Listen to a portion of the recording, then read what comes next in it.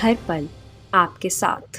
नमस्कार, आप देख रहे हैं हर्पल न्यूज और मैं हूं आपके साथ तनु बालियान। बुलेटिन की शुरुआत करेंगे, लेकिन उससे पहले एक नजर सुर्खियों पर। कोरोना के नए वेरिएंट से पूरी दुनिया में चिंता। पीएम मोदी की अधिकारियों के साथ बैठक, ताजा हालात और देश में वैक्सीनेशन को लेकर हुई चर्चा। सिंगू बॉर्डर पर संयुक्त किसान मोर्चा की अहम बैठक, एमएसपी कानून को लेकर बन सकता है नया रोड मैप, आगे की रणनीति पर होगी चर्चा। प्रियंका गांधी आज महोबा में भरेंगी हुंकार, पार्टी ने प्रतिज्ञा रैली को करेंगी संबोधित, रैली में किया भारी भीड़ आने का दावा। दिल्ली की हवा में आज भी सुधार नहीं, AQI लेवल पहुंचा 386 के पार, कई इलाकों में विजिबिलिटी हुई कम। देश के कई इलाकों में कोरोना संक्रमण के मामले तेजी से बढ़ रहे हैं। आपको बता दें, कोरोना के नए वेरिएंट ओमिक्रॉन ने भी दुनिया भर के देशों की चिंता बढ़ा दी है। इन सभी हालात के बीच प्रधानमंत्री नरेंद्र मोदी ने उच्च स्तरीय बैठक बुलाई है। पीएम मोदी कोरोना के ताजा हालात और देश में वैक्सीनेशन को लेकर आला अफसरों के साथ बैठक जारी है। साथ ही आपको बता दें कि बैठक में कैबिनेट सेक्रेटरी राजीव गौबा के साथ ही कई अन्य वरिष्ठ अधिकारी शामिल होंगे। कोविड-19 के नए वेरिएंट से दुनिया भर में हड़कंप मच गया है। जेनेवा में WTO का मंत्री स्तरीय सम्मेलन स्थगित कर दिया गया है। WTO का कहना है कि कोविड-19 वायरस के एक विशेष रूप से संक्रमणीय प्रकोप के बारे में चिंताओं को लेकर जेनेवा में अपने व्यक्तिगत मंत्री स्तरीय सम्मेलन को स्थगित कर दिया गया है। अगले हफ्ते विश्व व्यापार संगठन मंत्री स्तरीय सम्मेलन होना था, लेकिन ओमिक्रॉन वेरिएंट से दहशत के बीच आखिरी वक्त में इसे स्थगित कर दिया गया। दुनिया भर में इस वक्त कोरोना के नए वेरिएंट ओमिक्रॉन को लेकर चिंता का माहौल बना हुआ है।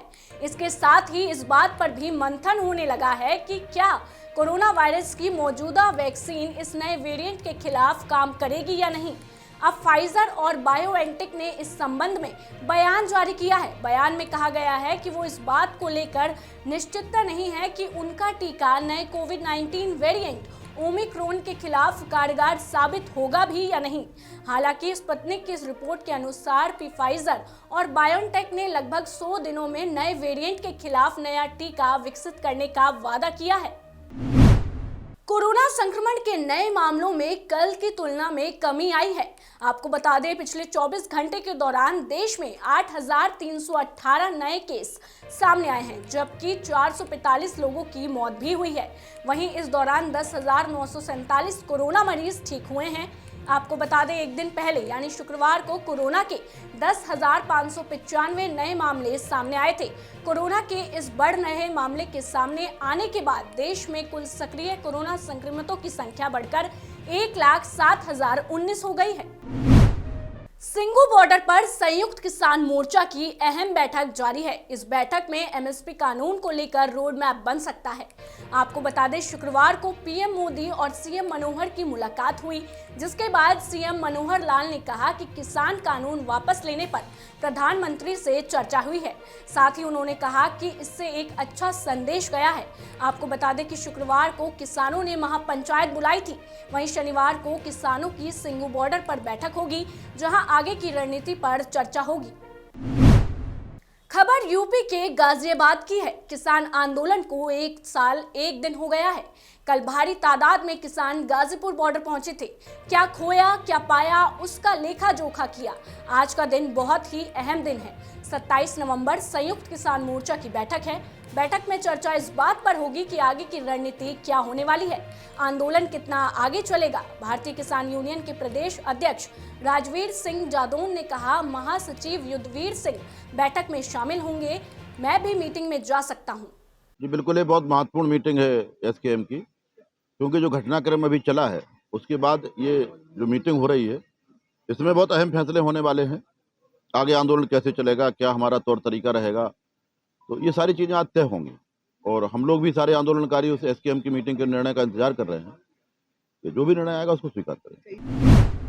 यूपी में विधानसभा चुनाव के लिए सभी पार्टियों ने कमर कस ली है। इसी कड़ी में प्रियंका गांधी बुंदेलखंड के महोबा में प्रतिज्ञा रैली करेगी। इसकी तैयारियों का जायजा लेने के लिए उत्तर प्रदेश कांग्रेस के अध्यक्ष अजय कुमार लल्लू हाल ही में महोबा पहुंचे हैं।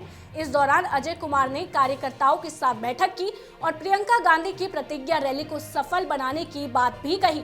वहीं उन्होंने पत्रकारों से बातचीत करते हुए बीजेपी सरकार पर जमकर निशाना साधा। साथ ही आपको बता दें कि बुंदेलखंड का महोबा 2022 के विधानसभा चुनाव से सभी दलों को लुभा रहा है। बुंदेलखंड की 19 सीटों को पाने के लिए सभी पार्टियों ने जोर लगा दिया है। उत्तर प्रदेश विधानसभा चुनाव को लेकर तमाम दल लगातार वोटर्स के बीच जाकर अपने अपने तरीके से लुभाने की कोशिश कर रहे हैं। इसी कड़ी में समाजवादी पार्टी ने सिर्फ यूपी की सियासी जंग फतेह करने के लिए जनता से संवाद कर रही है, बल्कि हर चुनावी फॉर्मूला आजमाया जा रहा है। अखिलेश यादव ने इस बार छोटे दलों को साथ मिलाकर बीजेपी को टक्कर देने की रणनीति तैयार कर ली है। इसी कड़ी में हरदोई की संडीला विधानसभा के अतरौली में समाजवादी पार्टी के अध्यक्ष अखिलेश यादव और सुलहदेव भारतीय समाज पार्टी के अध्यक्ष ओम प्रकाश राजभर एक साझा रैली करेंगे। दोनों नेता महाराजा सहेलिया सिंह आकरवंशी के 15वें मूर्ति स्थापना कार्यक्रम में सम्मानित होंगे। इस जनसभा को लेकर सभी तैयारियां पूरी की जा चुकी है और सुरक्षा के भी कड़े इंतजाम किए गए हैं। एनसीपी नेता नवाब मलिक ने खुद को लेकर बड़ा बयान दिया है। उन्होंने कहा कि मुझे अनिल देशमुख की तरह झूठे केस में फंसाने की कोशिश की जा रही है। नवाब मलिक ने कहा है कि मैं इस जांच के लिए सीपी और केंद्रीय गृह मंत्री अमित शाह से शिकायत करूंगा। उन्होंने बताया कि पिछले 2 महीनों से लोग उन्हें बता रहे हैं कि कुछ लोग आपके घर और परिवार की डिटेल्स निकाल रहे हैं। फेसबुक पर पोस्ट लिखकर उन्होंने जानकारी दी है कि ये लोग इस गाड़ी में सवार पिछले कुछ दिनों से मेरे की रोकी कर रहे हैं। अगर कोई इन लोगों को पहचानता है तो मुझे इनकी जानकारी दे। फेसबुक पोस्ट के साथ उन्होंने कई फोटो भी लगाए हैं, जिसमें एक व्यक्ति दिखाई दे रहा है। इस फोटो में उन्होंने गाड़ी का नंबर प्लेट भी लगाया हुआ है। आम जनता पर हर दिन महंगाई का बोझ बढ़ता ही जा रहा है। पेट्रोल, डीजल और सब्जियों के बाद अब डिटर्जेंट और साबुन के रेट्स में भी इजाफा हो गया है।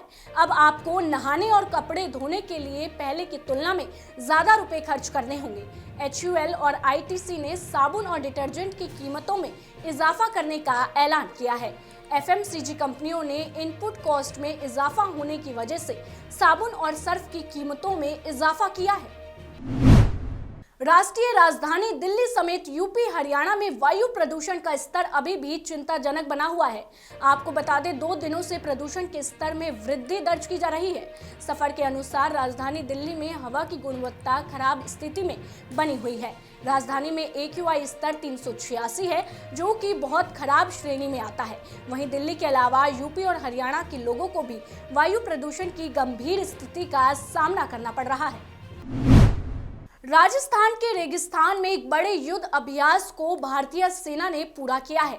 दक्षिण शक्ति नाम के इस युद्ध अभ्यास में करीब 30,000 सैनिकों ने हिस्सा लिया है। शुक्रवार को राजस्थान के जैसलमेर में दक्षिण शक्ति युद्ध अभ्यास का वैलिडेशन पार्ट हुआ, जिसमें अभी तक हुई वॉर ड्रिल के अंतिम चरण को सीनियर कमांडर्स के सामने प्रदर्शित किया गया। गुरुवार को खुद थल सेना प्रमुख जनरल MM नरवणे भी इस युद्ध अभ्यास की समीक्षा करने जैसलमेर पहुंचे थे। साथ ही आपको बता दें कि दक्षिण शक्ति युद्ध अभ्यास में 30,000 जवान शामिल हुए हैं। बहराइच शुक्रवार को आजादी के 75वें वर्षगांठ पर अमृत महोत्सव का आयोजन किया गया। इस संबंध में बहराइच के भाजपा सांसद और अक्षयबर लाल गौड़ ने कहा कि कल आजादी के 75 वर्षगांठ पर इसे भारत के प्रधानमंत्री नरेंद्र मोदी ने अमृत महोत्सव का नाम दिया है, जिसे भारत की 1 अरब 30 करोड़ जनता मिलकर बना रही है। साथ ही उन्होंने कहा कि इसमें छात्र, छात्राएं, युवा और सभी विभाग मिलकर मना रहे हैं।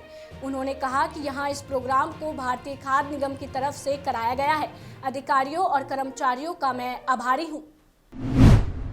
खबर यूपी के जनपद संभल से है, जहां अस्पताल की लिफ्ट में 4 लोग फंस गए। आपको बता दें, लिफ्ट बंद होने के कारण 1 घंटे तक बीच में ही युवक और युवती फंसे रहे। उनके टोल फ्री नंबर पर कॉल करने के बावजूद भी लिफ्ट नहीं खुल सकी। फिलहाल के लिए इस बुलेटिन में बस इतना ही। देश दुनिया की तमाम खबरों को जानने के लिए आप जुड़े रहिए हमारे साथ और देखते रहिए हर पल न्यूज।